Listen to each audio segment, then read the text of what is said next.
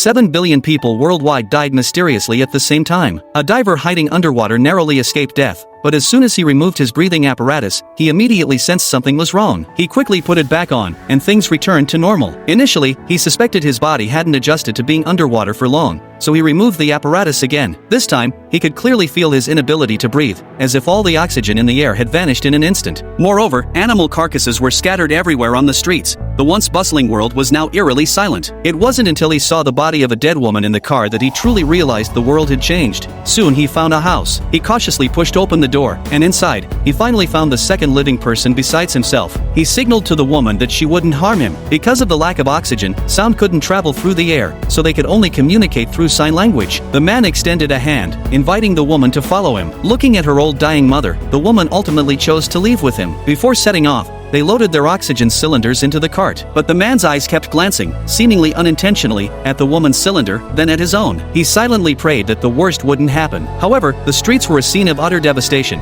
Everywhere the eye could see lay the bodies of countless dead people. They went to a nearby supermarket to search for supplies, but they hadn't found a single oxygen cylinder. The woman took the phone and called for help, but no matter how many times she tried, no one answered. Frustrated, they had to continue their journey. Reaching the highest hillside, the woman activated her siren, and the man lit their last remaining smoke grenade, hoping other survivors would find them. But even as the sun set, no rescuers arrived. Looking at their dwindling oxygen supply, they exchanged a glance, both preparing to face their deaths. Suddenly, a firework burst into bloom in the distance. They immediately drove towards the direction of the fireworks, finally arriving at their destination. The two cautiously entered. The teacher's record player was playing elegant music, but the person on the sofa was no longer breathing. It turned out the fireworks were their last desperate attempt to signal for help. Although they couldn't hear the music, they instinctively embraced, slowly hoping. Rather than fearing death, they chose to face it with equanimity. Their oxygen was running low, so they picked up the woman's 2 remaining oxygen cylinders and began to exchange breaths. The man's oxygen tank was replaced, but the woman discovered hers was empty. She demanded her return, but the man immediately resisted and backed away, and they fought over the remaining oxygen tank. In the chaos, the man slipped and fell, his body impaled by sharp iron. Now, even with the oxygen tank, he couldn't breathe. The woman was filled with regret and tears streamed down her face. This meant she was now the only person left in the world. In her sorrow, she removed her mask and laid by the man's side, waiting for her one last breath.